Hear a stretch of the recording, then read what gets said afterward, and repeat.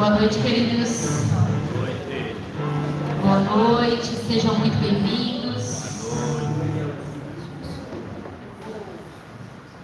Vamos iniciar o nosso culto. Vamos estar nos concentrando, nos conectando com Deus, para que possamos estar mais perto do nosso Pai, mais perto desse Deus maravilhoso que te trouxe aqui nessa noite. Amém? Amém. Pai, obrigado por essa noite, Senhor. Obrigado pelo cuidado que o Senhor tem conosco. Obrigado por cuidar de cada detalhe durante toda essa semana, por tudo que o Senhor tem feito nas nossas vidas. Senhor Deus, obrigada pelo amor imensurável que o Senhor derrama sobre nós. Abençoa-nos, Pai, nessa noite. Esteja conosco aqui presente, Senhor, para que possamos estar mais conectados a Ti, mais perto de Ti, pois nós ansiamos, Senhor, estar do Teu lado, ouvindo as Tuas palavras, adorando, exaltando o Teu nome nessa noite, em nome de Jesus. Nós oramos em agradecimento. Amém. Que você possa declarar com este louvor que você quer estar mais perto desse Pai, mais perto de Deus, porque perto dele a nossa vida fica muito mais leve, as nossas preocupações são depositadas no lugar certo e ele cuida de cada coisa. Amém?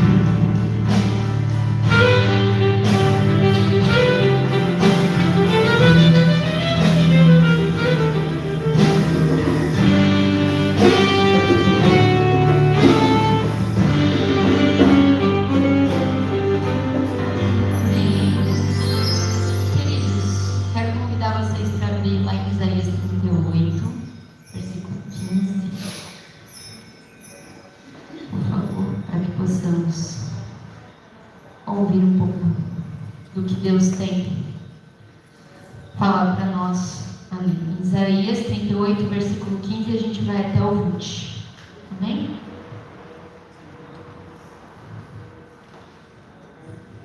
Acharam aí? Se não, vai ser projetado ali para nós também. Amém? Encontraram? Então vamos lá. Mas que posso dizer? Ele falou comigo e ele mesmo fez isso. Andarei humildemente toda a minha vida por causa dessa aflição da minha alma. Senhor, por tais coisas os homens vivem, e por elas também vive o meu espírito. Tu me restauraste a saúde e deixaste-me viver. Foi para o meu benefício que tanto sofri.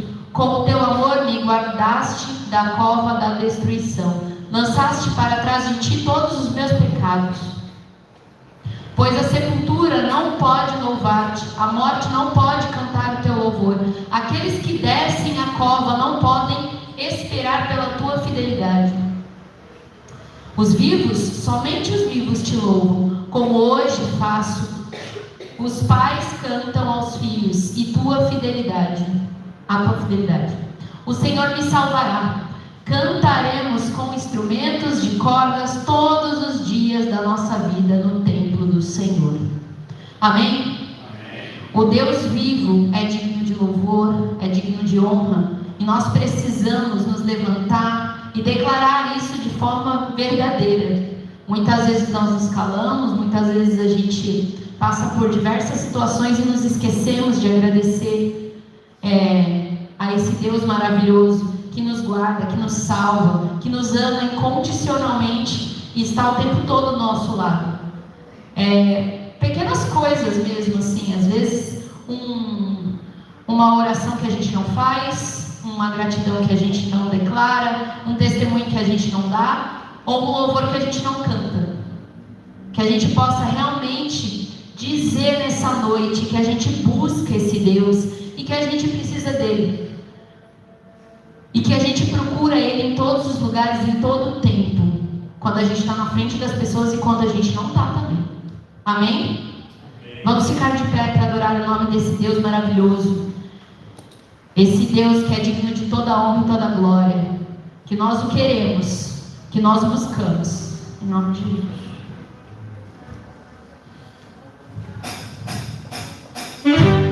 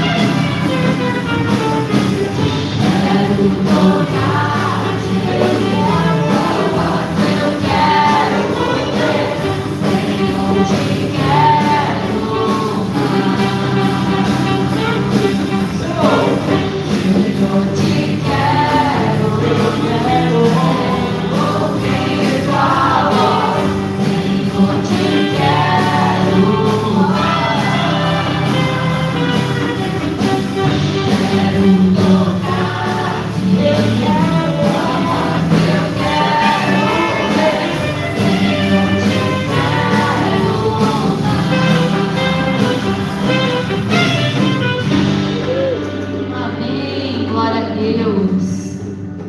Esse Deus maravilhoso é o Deus que dá mais amor para nós, que nos dá vida, e Ele realmente é aquele que está o tempo todo conosco, é o digno de toda adoração, digno de toda a nossa atenção.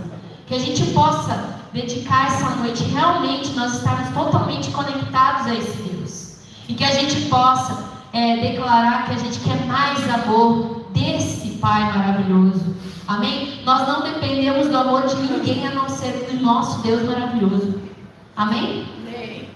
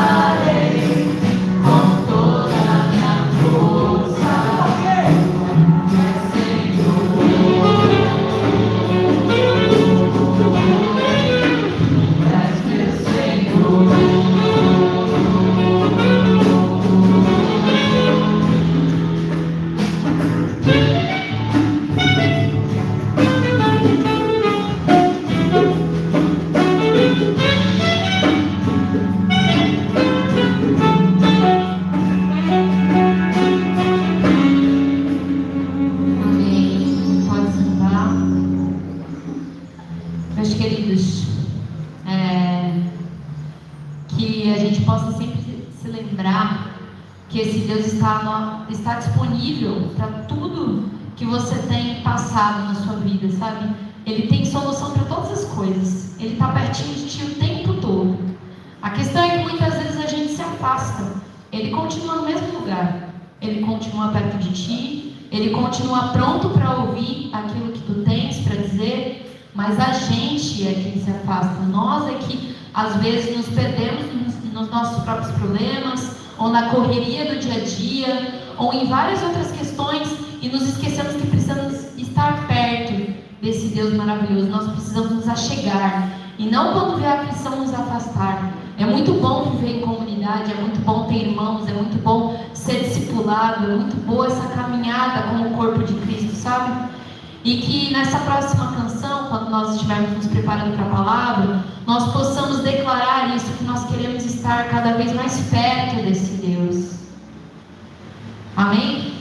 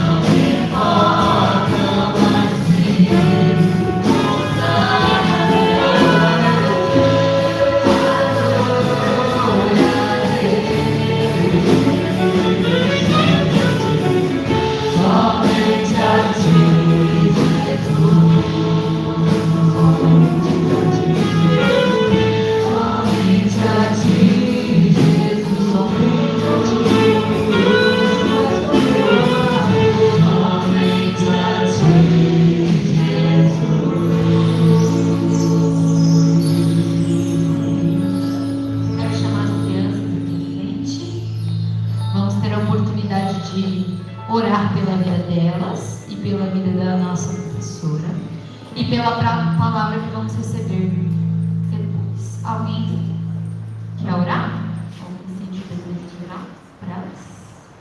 Dizer.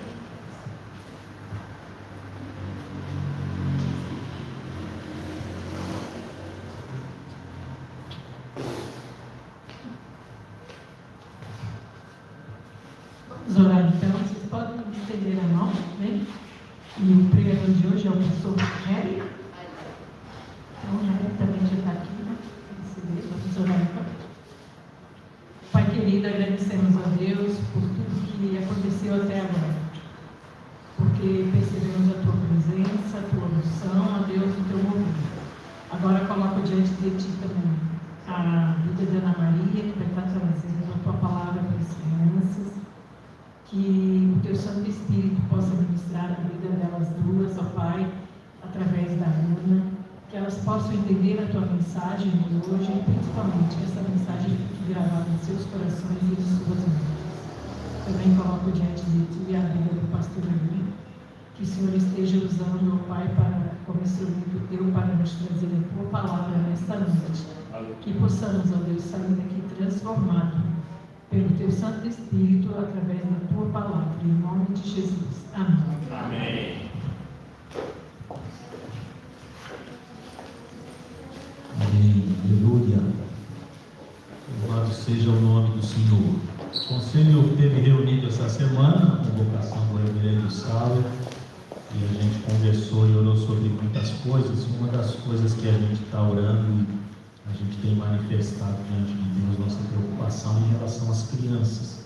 Você tem percebido que domingo após domingo a gente tem tido um número muito pequeno de crianças, para não dizer que a maioria deles é somente a Fernanda sozinha, e isso para uma igreja é um fator muito preocupante. Você sabe, né? Você tem informação de que 90% das pessoas que conhecem a Jesus conhecem na infância. Então você fica imaginando o fator evangelístico da Igreja Betânia sofre muito com isso. A forma da gente alcançar novas pessoas para Jesus diminui bastante se a gente não tem conseguido acessar a criança. Isso é mais preocupante ainda porque a gente tem um projeto social e missionário com criança. Então nada justifica e nada explica o fato da gente ter uma ou duas crianças no domingo.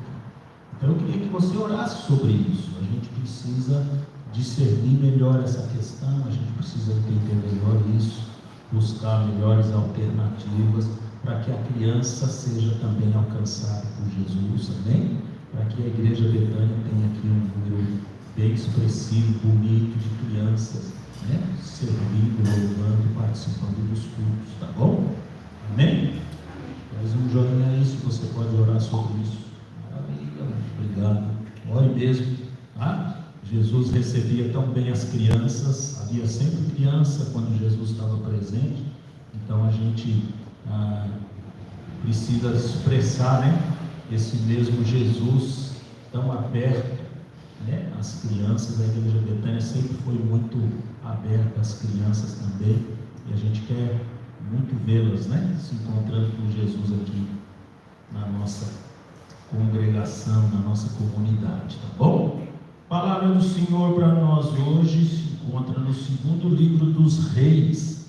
No segundo livro dos Reis, no capítulo 18, são alguns versículos, 2 versículos, o versículo 5 e o 6, meditando hoje sobre o perfil de quem anda perto do Pai.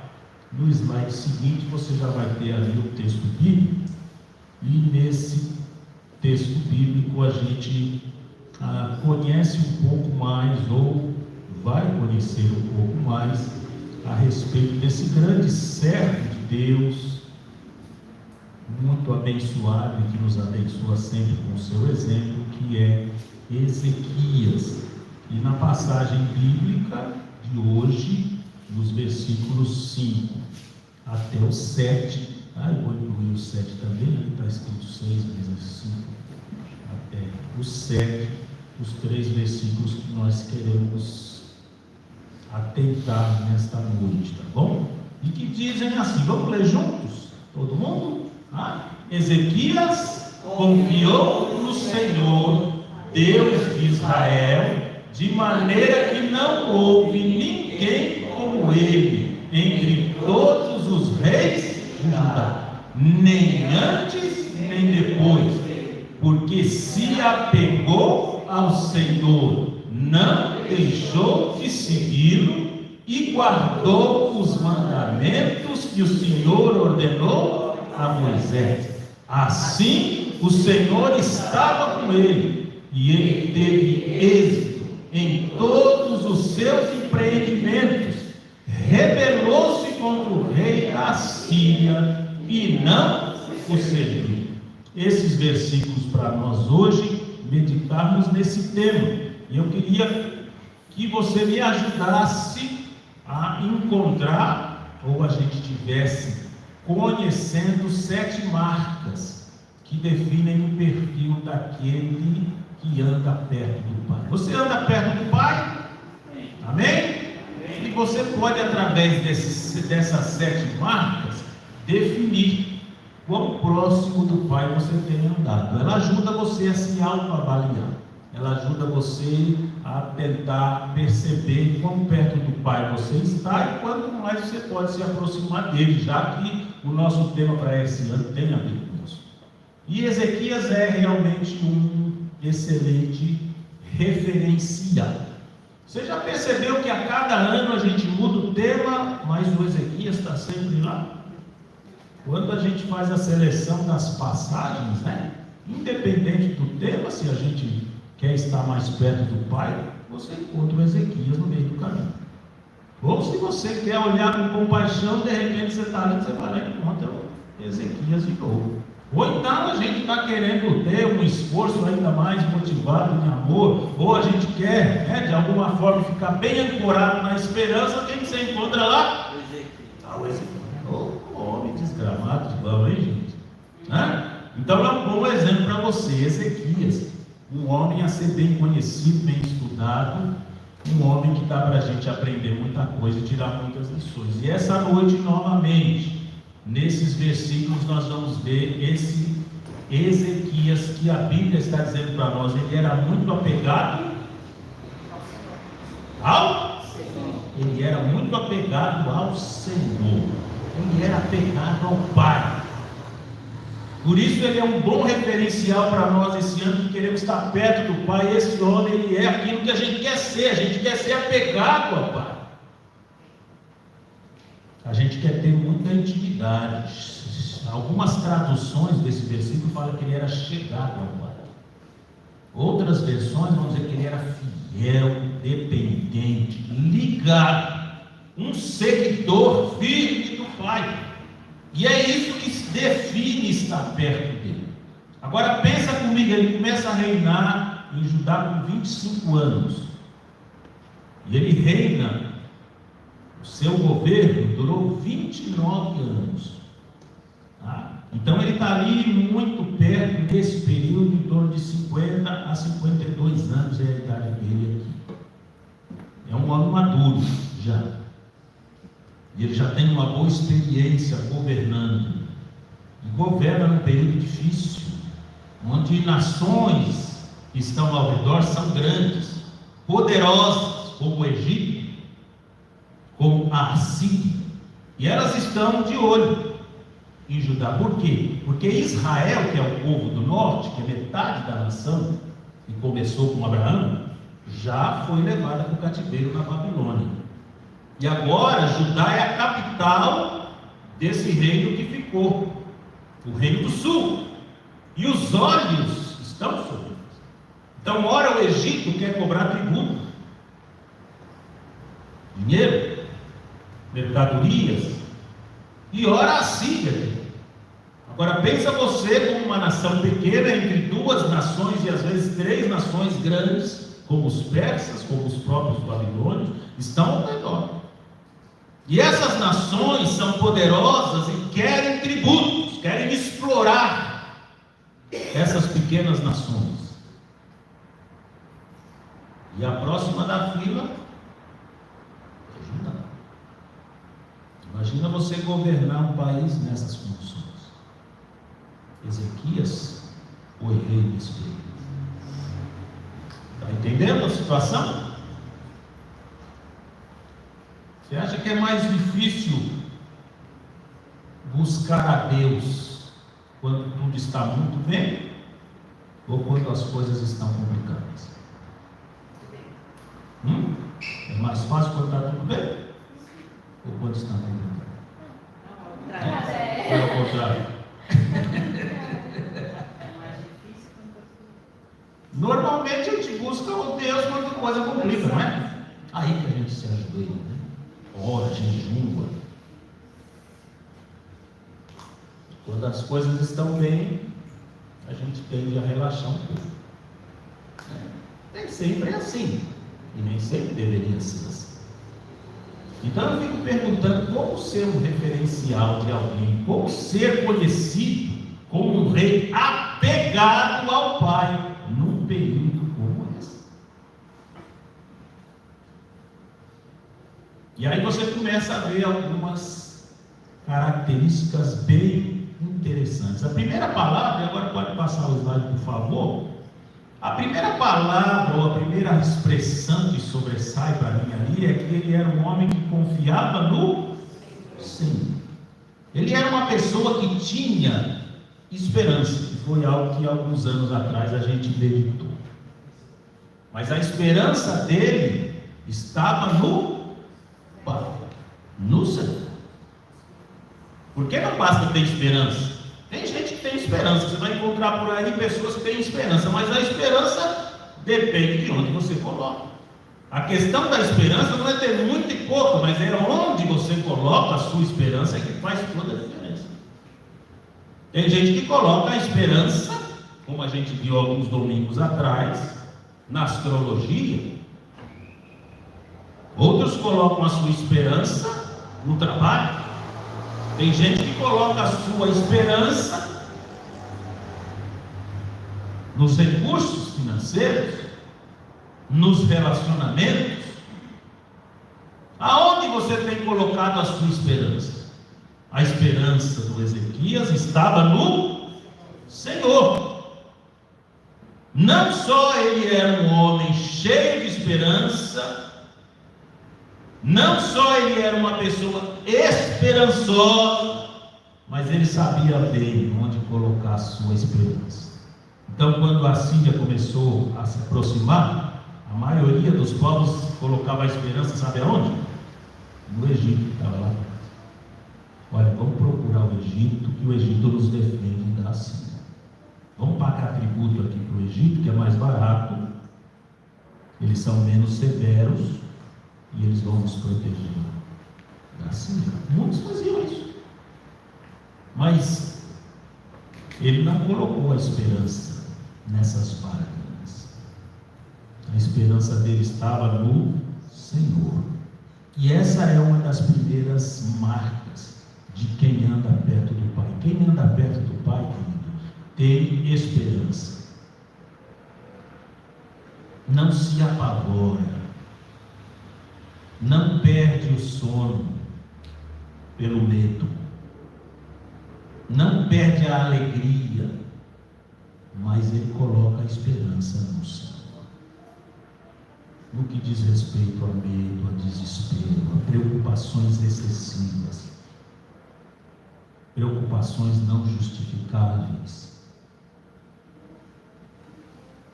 ele era um homem que podia confiar, porque a esperança dele estava no Senhor. O segundo aspecto e a segunda frase que eu quero destacar para vocês, pode passar por favor, Natinho, é que não havia entre os reis que reinaram durante todo aquele período, não havia nenhum que era como ele. Nenhum outro se assemelhou. Ou seja, ele era distinto de todos.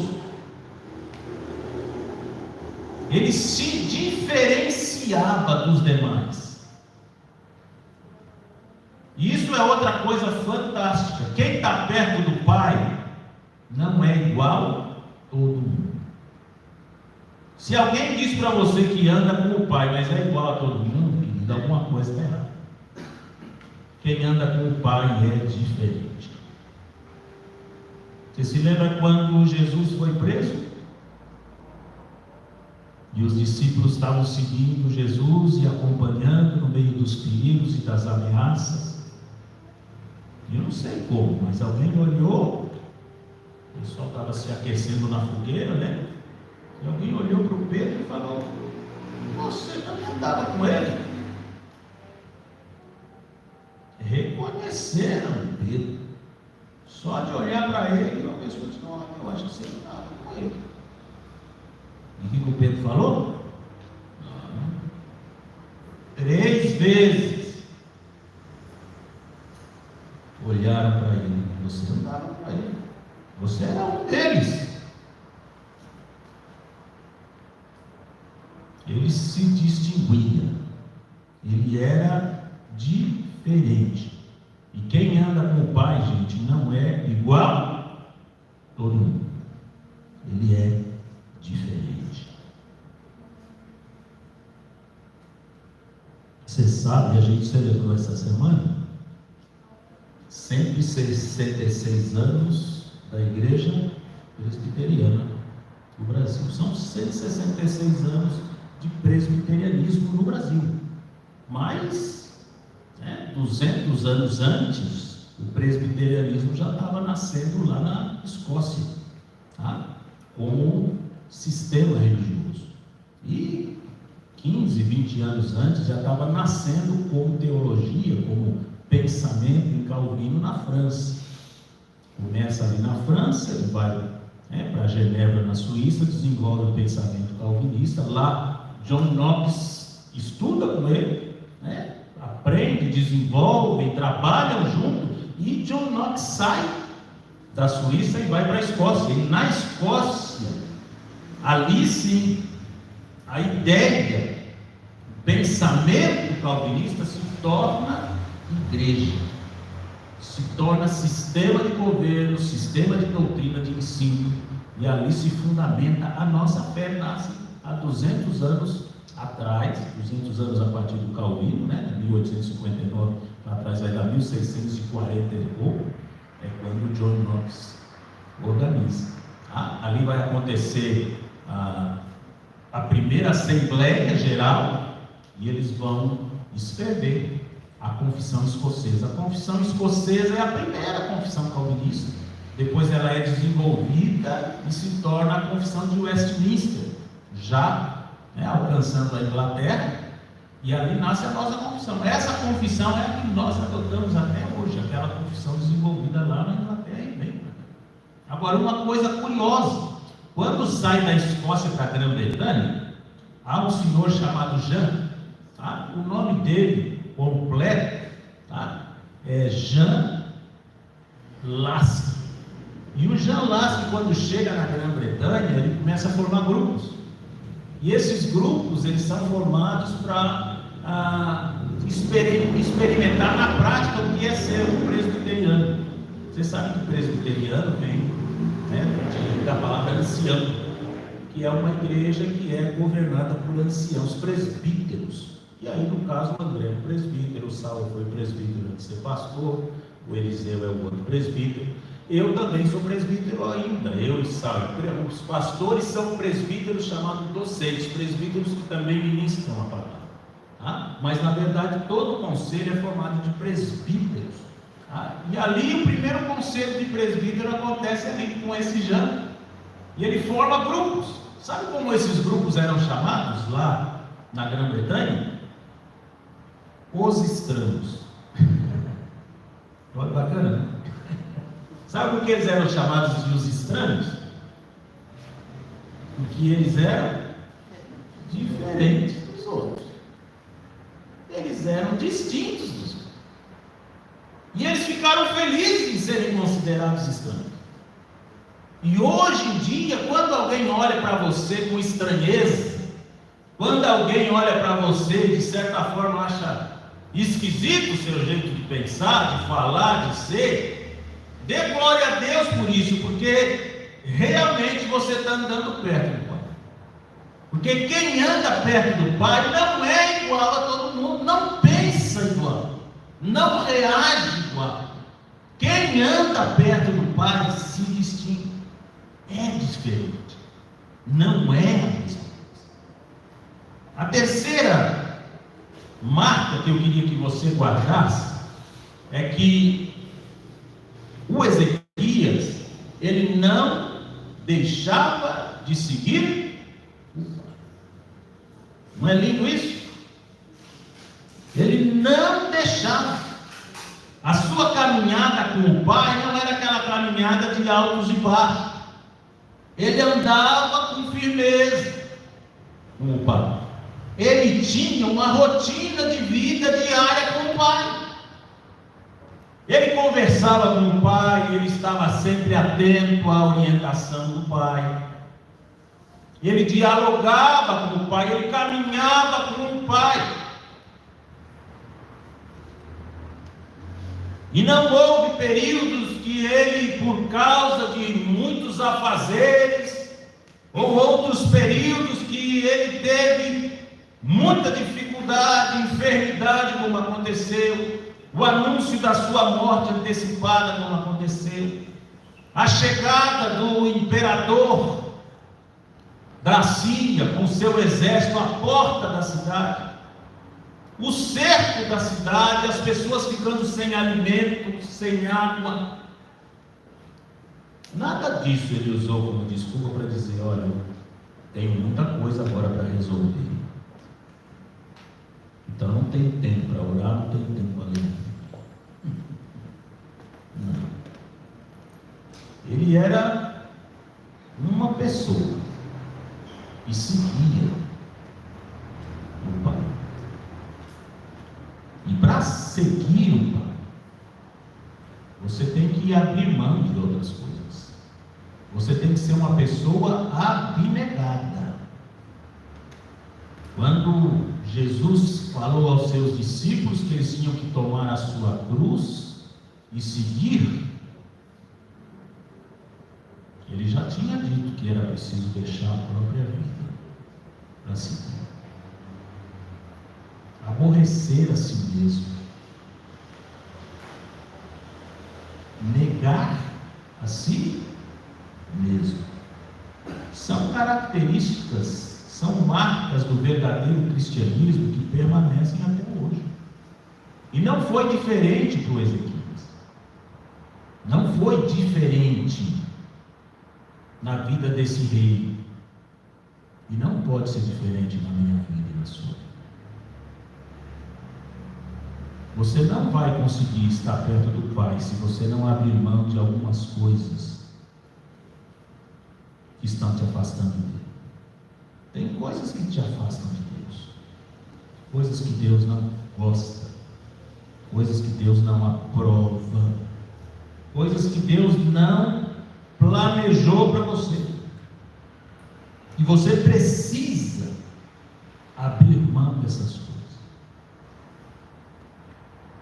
Um crente que não é abnegado, ele não anda perto do Pai. E talvez nem seja crente. Talvez não seja.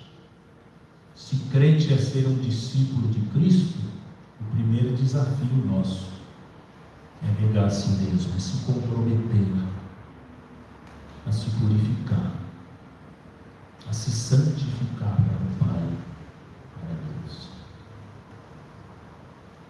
Então, abnegar-se nunca foi um imperativo tão grande como nos dias de hoje, onde a gente é cercado de tanta coisa. Você é assediado de tantas coisas, desde a hora que você acorda, já há uma série de coisas ao seu redor, visíveis e invisíveis. Já tem um monte de coisa rodeando a sua mente, chamando a sua atenção. Há uma porção de coisas que muitas vezes dentro de você te impulsiona, e você acaba sendo dominado ou controlado por essas coisas. E se você não santifica o seu tempo para o Pai, você nunca vai chegar perto dele, porque ele fica lá atrás dessas coisas. Cada um tem as suas coisas, eu nem vou nomeá-las, tá? Nem vou nomeá-las, mas cada um sabe quais são as coisas que tem. Cada um sabe o que precisa abrir mão. Não é preciso jogar fora, não é preciso renunciar totalmente, mas santifique essas coisas. Não deixa que essas coisas roubem o seu tempo com o Pai. Não deixe que essas coisas roubem sua profundidade na intimidade com o Pai. E Ezequias, ele era abnegado. Por isso que ele foi considerado a pessoa, o rei mais apegado a Deus. Porque a posição dele, o poder que ele tinha, a autoridade, as responsabilidades, nada disso substituiu o lugar do Pai.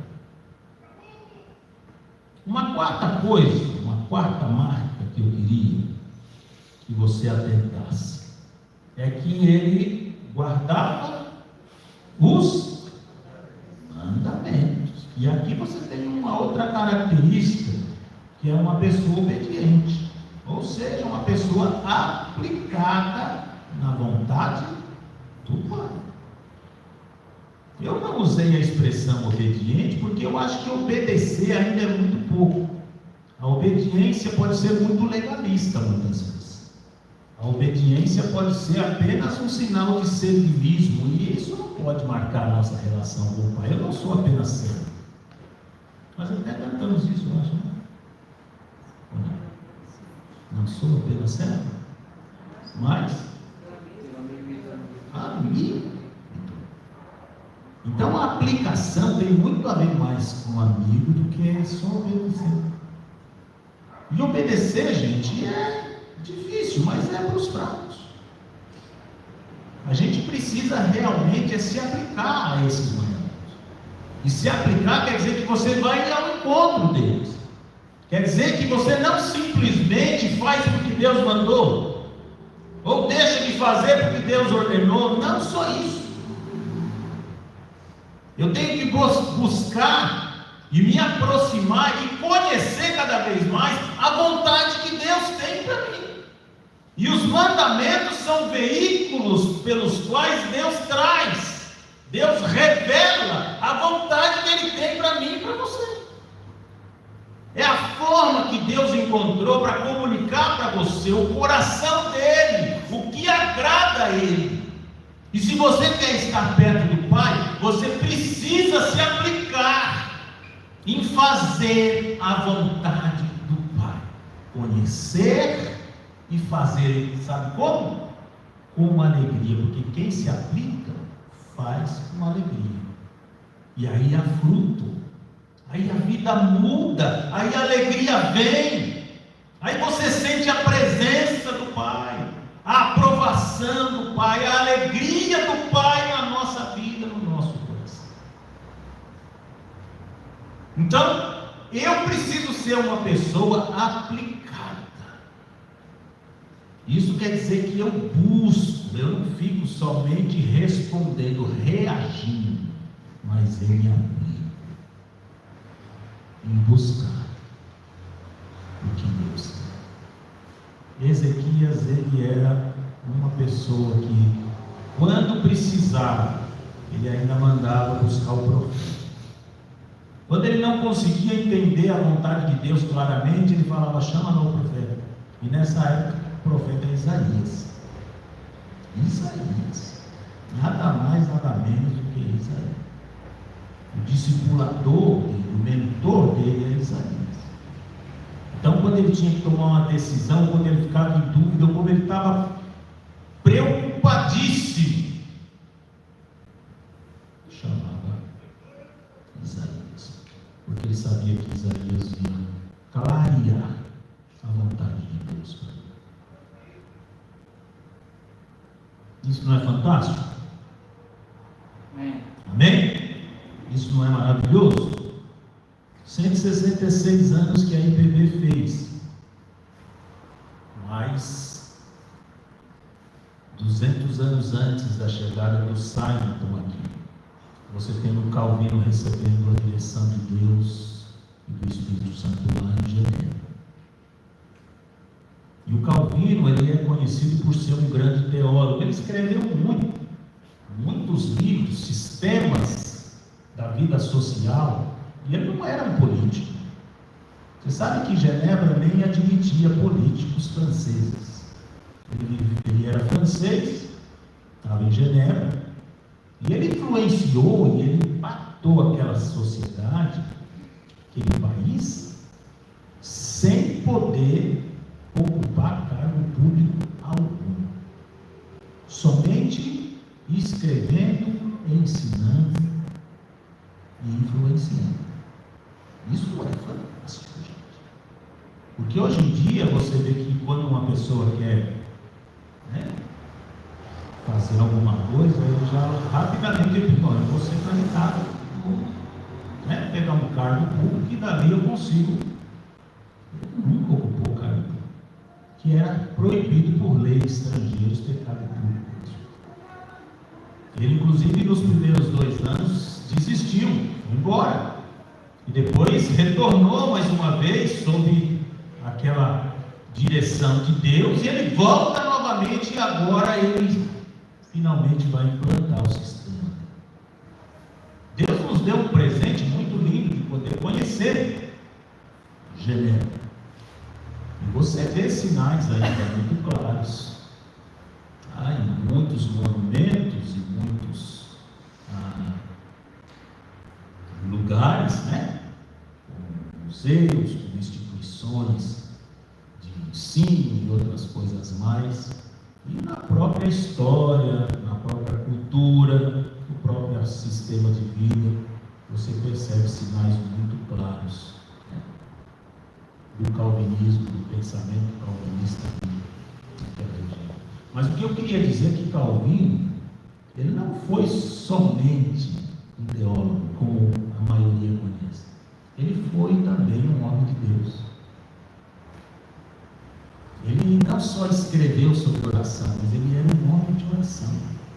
Um dos temas mais recorrentes na Instituta que ele escreveu, que é o livro principal, a vida de oração dele está ali.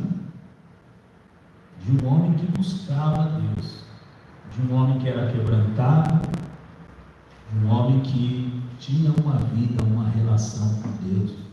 E somente por isso ele pôde influenciar tanto um país, sem ocupar cargo algum, que desse a ele as facilidades para ser quem ele era. E sobre isso, alguém escreveu as seguintes palavras, fazendo uma relação bem direta da verdade que era ensinada com a vida praticada, falando o seguinte: a verdadeira piedade consiste em um sincero sentimento de quem ama a Deus como Pai, enquanto teme, reverencia como Senhor, abraça a sua justiça e teme até mesmo ofendê-lo mais do que a morte. Ele foi um homem de Deus, admirado como teólogo, mas grande comentarista da Bíblia, pai da exegese científica, mas ainda assim um homem de profundidade na vida de oração. O sistema doutrinário que traz o seu nome é um padrão, não para uma teologia,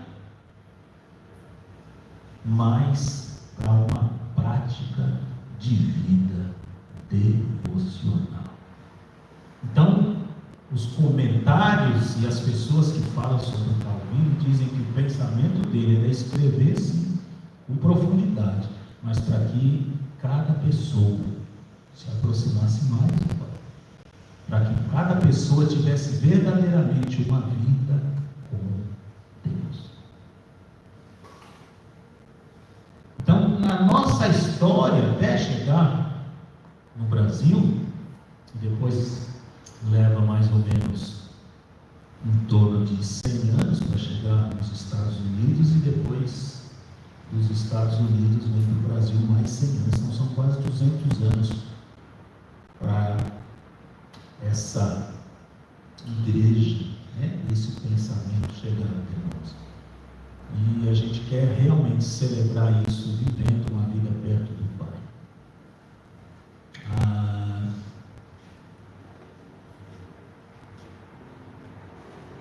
Eu quero completar essas 7 marcas no outro domingo, tá bom?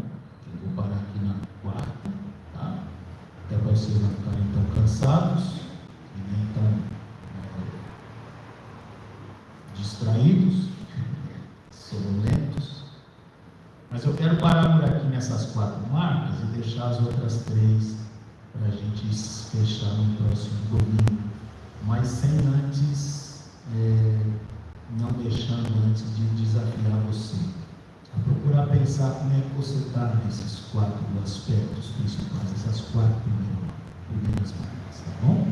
Que você possa realmente procurar refletir, desenvolver, crescer nesse sentido. Nós precisamos, Deus está chamando a Igreja Betânia para ficar mais perto dele. É tempo da gente pensar seriamente nisso. Não era para a Igreja Betânia hoje, por exemplo, estar com tantas cadeiras vazias. Não era para a gente ter 2 crianças. Tá? Não era para a gente ter um tempo assim hoje à tarde aqui, né? Iníciozinho da noite, onde a gente teve um momento muito especial com o Milei, com os irmãos, procurando, tá? Saber como crescer, como se aperfeiçoar nesse Deus, nesse Pai. E um grupo muito pequeno, um grupo bacana, um grupo lindo, tá? Mas muita gente podia ter aproveitado. Então, a gente precisa, urgentemente, a Igreja Betânia precisa chegar mais perto do Pai. Tá? Mas para isso a gente tem que abnegar de alguma coisa, abrir mão. Tá? Para isso a gente precisa urgentemente colocar nossa esperança na pessoa certa. Para isso, urgentemente, Deus está chamando a mim e a você e me desafiando a ser diferente. Tá? E ser diferente não é fácil. A gente veio hoje aqui à tarde para poder entender melhor como ser uma pessoa melhor. Tá? E a gente precisa se aplicar. A vontade de Deus é a vida do cristão. E se você não se aplica na vontade de Deus para conhecer e para poder desenvolver, praticar, você não vai conseguir nem conhecer a Deus e nem andar perto. Faz sentido para você alguma dessas coisas, meu irmão? Faz sentido, meu irmão? Sim ou não? Sim? Então, ora sobre isso, por favor. Tá? Escolhe uma dessas 4 hoje. Olha, a que eu estou mais precisando hoje é essa aqui. Então, de repente, você escolhe uma para essa semana e você se aprofunda em uma, pelo menos. Tá? E essa uma você coloca diante de Deus. Então, escolhe uma. E aí pede para um irmão perto de você ou uma irmã orar por você. Fala, olha, ora por mim que eu quero crescer nessa aqui. Tá bom? E aí você ora pelo seu irmão ora por você, sua irmã. E assim a gente já começa a crescer agora. Tá bom? Então tem alguém aí perto de você, chama ele para perto. Tá bom? O pessoal daqui a pouco vem aqui para ministrar o cântico final. E a gente vai crescendo e vai abençoando e sendo abençoado.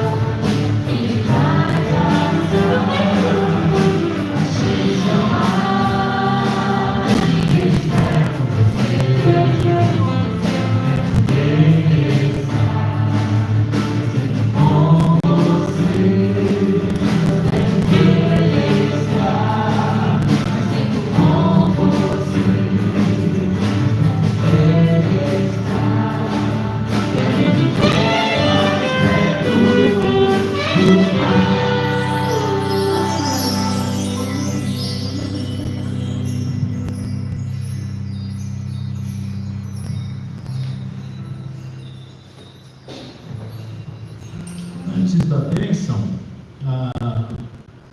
tenho 2 livros que eu encontrei, trouxe para quem quiser. Esse primeiro livro aqui é do Lucado. Marcos Lucado é um excelente escritor, muito agradável, e além disso ele fala de um tema bem interessante a partir da luta de Davi e Golias. Ele traz alguns ensinamentos bem bacanas a partir da Bíblia toda, falando sobre como você vencer esses obstáculos, para você chegar mais perto do Pai e para você ser como Ele. Então esse livro vai ajudar muito quem quiser, né? Quem está tendo dificuldade em avançar, em crescer, está aqui uma sugestão boa de leitura para você comprar. Bom, o preço é bom, que eu consegui com 50% de desconto, então você leva e aproveita. E aqui eu tenho uma Bíblia.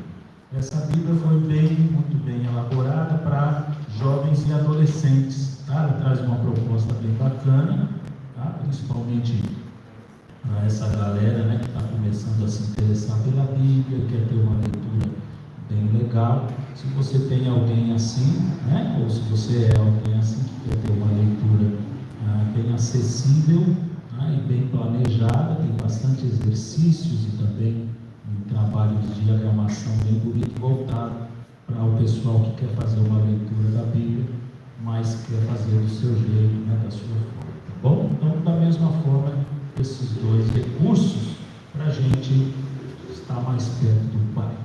Vamos ficar de pé e vamos receber a bênção do Senhor. Aqui para fazer a oração e eu encerro depois com a bênção.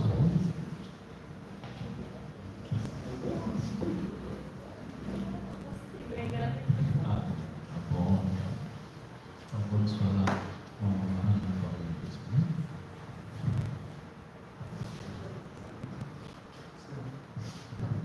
Pai, obrigado por essa noite. Senhor, obrigado por tudo que nós ouvimos. Senhor Deus, que nós possamos ter aprendido verdadeiramente, que a Tua palavra tenha encontrado solo fértil no coração de cada pessoa nesta noite, que nós possamos não estar mais iguais, mas completamente diferentes, e que possamos dar o primeiro passo para estar mais perto de Ti, Senhor, largando aquilo que tem nos afastado, aquilo que tem nos distraído, Senhor Deus, e que nós possamos experimentar um verdadeiro relacionamento contigo. Em nome de Jesus que nós oramos em agradecimento. Amém. Amados irmãos e irmãs, que a graça do Senhor Jesus, o amor de Deus, o nosso Pai, a comunhão e a consolação do Espírito Santo fiquem sobre cada um de vós, não só hoje, mas para todos sempre. Amém. Amém. Ótima semana. Deus abençoe. Não esqueça que a saída é aqui pela frente, tá bom? Mas toma o seu cafezinho e bate um papo antes, que é sempre agradável também. Com Deus.